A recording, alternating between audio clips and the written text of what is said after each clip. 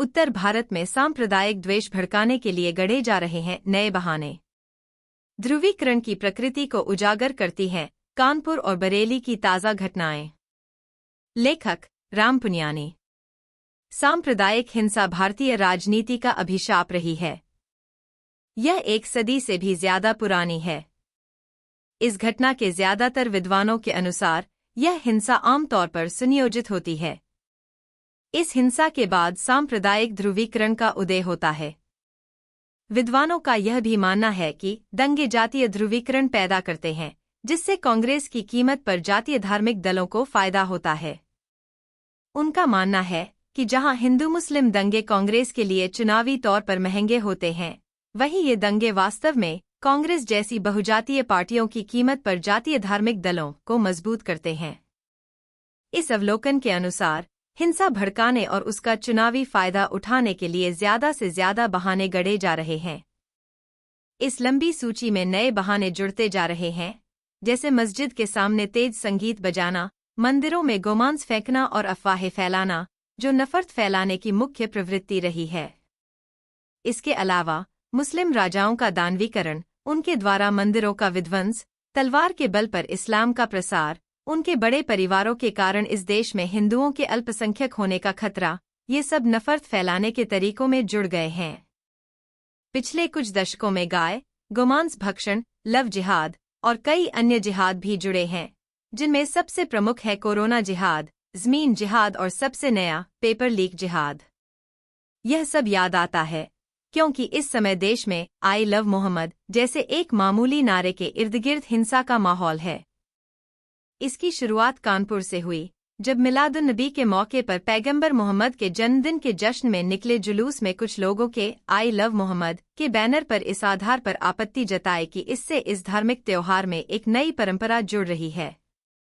Police के एक हिस्से ने इस तर्क को स्वीकार कर लिया और ऐसे पोस्टर लगाने वालों के खिलाफ एफआईआर दर्ज की।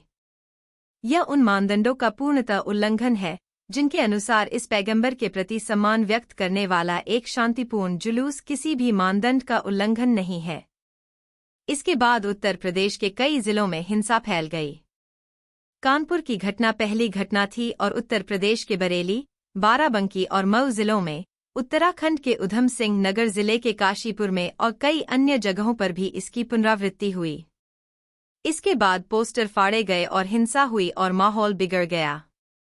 Association for protection of civil rights (APCR) के दस्तावेजों के अनुसार आई लव मोहम्मद से जुड़ी 21 एफआईआर दर्ज की गईं, जिनमें 1324 लोग प्रभावित हुए और 38 गिरफ्तारियां हुईं। बरेली में कुछ दिनों के लिए इंटरनेट बंद कर दिया गया और एक स्थानीय मुस्लिम नेता मौलाना तौकीर रजा खान को एक हफ्ते के लिए नजरबंद कर दिया गया। उन्होंने आरोप लगाया कि मुसलमानों को बेतरतीब ढंग से परेशान किया जा रहा है। उन्होंने कानपुर की घटना पर एक ज्ञापन सौंपने का आह्वान किया था। इसमें वे खुद शामिल नहीं हुए और हंगामा मचा दिया। इस गैरजिम्मेदाराना हरकत के कारण कई मुसलमानों को गिरफ्तार कर लिया गया। इस पूरे घटनाक्रम ने मुसलमानों के खिलाफ अंतर्निहित नफरत को भी उजागर किया। जैसा कि अक्सर होता है, शीर्ष सांप्रदायिक नेता बेतुके बयान देते हैं, जिससे सांप्रदायिक तत्व अपने नफरत भरे अभियान को तेज कर देते हैं और हिंसा को जन्म देते हैं। श्री मोदी बार बार ऐसा करते रहे हैं, ज्यादातर चुनावों के समय। इस बार उनके अभियान घुसपैठिए शब्द को सामने ला रहे हैं। यह परिघटना बिहार और खासकर असम में मुसलमानों के लिए अभिशाप बन गया है। बिहार के बाद, जहां 47 लाख से ज्यादा मतदाता मताधिकार से वंचित हैं, पूरे देश में लागू किए जाने वाले खतरनाक मतदाता सूचियों का विशेष गहन पुनरीक्षण SIR के औचित्य में से एक यही है। इस बार उत्तर प्रदेश, जहां सबसे ज्यादा घटनाएं हुई हैं, के मुख्यमंत्री योगी आदित्यनाथ ने ऐसे बयान दिए जो राज्य के एक मुख्यमंत्री को शोभा नहीं देते। उन्होंने कहा कि वे गज़वाए हिंद का नारा लगाने का सपना देखने वालों को जहन्नुम के टिकट देंगे। यह गज़वाए हिंद यहाँ कहाँ से आ गया? भारतीय मुसलमानों का एक वर्ग गज़वा नहीं, बल्कि आई लव मोहम्मद का नारा लगाता रहा है। यह गज़वा का नारा तालिबानी किस्म के लोगों द्वारा इस्तेमाल किया गया है, और हिंदू दक्षिणपंथी पूरे मुस्लिम समुदाय पर इसके लिए आरोप लगा रहे हैं। इसलिए कुरान में गज़वाए हिंद का कोई स्थान नहीं है। एक संदिग्ध हदीस में यह शब्द आता है, लेकिन यहाँ हिंद का मतलब बसरा है, भारत नहीं। पाकिस्तान में कई ऐसे कट्टरपंथी हैं जो दावा करते हैं कि हर युद्ध भारत के खिलाफ गज़वा है। योगी ने आगे कहा कि आई लव मोहम्मद के पोस्टर अराजकता फैलाने के लिए लगाए जा रहे हैं। उन्होंने हिंदुओं से हिंदू विरोधी और राष्ट्र विरोधी गतिविधियों से सावधान रहने को कहा। इंडियन एक्सप्रेस, मुंबई संस्करण, 29 सितंबर, पृष्ठ 6। यह भारत के सबसे बड़े अल्पसंख्यक समुदाय के खिलाफ द्वेष पैदा करने का सबसे बुरा उदाहरण है। यह नारा अराजकता कैसे पैदा कर सकता है? यह नारा राष्ट्र विरोधी कैसे है? यह समझ से परे है। उनके बयान लोकतांत्रिक मानदंडों का उल्लंघन करते हैं, जो हमें शांतिपूर्ण तरीके से अपनी भावनाओं को व्यक्त करने का अधिकार देते हैं। यह आई लव मोहम्मद वाला पुराना प्रकरण मुसलमानों को डराने, धमकाने और हाशिए पर धकेलने की स्थिति को और बदतर बना रहा है। अपने पैगंबर के प्रति इस तरह के स्नेह का प्रदर्शन लोकतांत्रिक अभिव्यक्ति के दायरे में आता है। जैसा कि पाकिस्तान में कुछ तालिबानी तत्व दावा करते हैं कि भारत के साथ हर टकराव गज़वा है, यहाँ हमारे प्रधानमंत्री मामले को उसी दिशा में ले जा रहे हैं। क्रिकेट में पाकिस्तान पर जीत के बाद उन्होंने कहा कि यह ऑपरेशन सिंदूर का ही विस्तार था। ऐसी स्थिति में मुस्लिम समुदाय क्या प्रतिक्रिया देता है?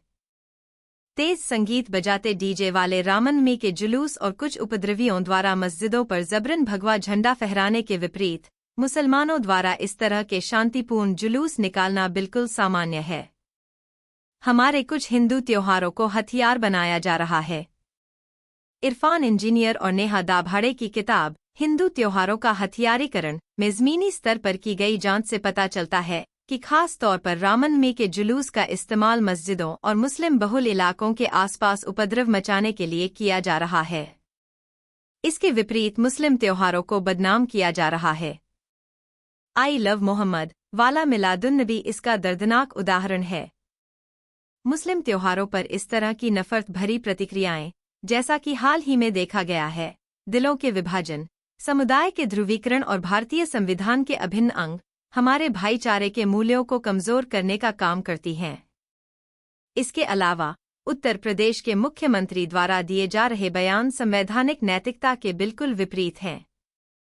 ऐसी परिस्थिति में मुस्लिम समुदाय को यथार्थवादी होना चाहिए और हिंदू सांप्रदायिक तत्वों को उन पर हमला करने या उन्हें और बदनाम करने का कोई बहाना नहीं देना चाहिए।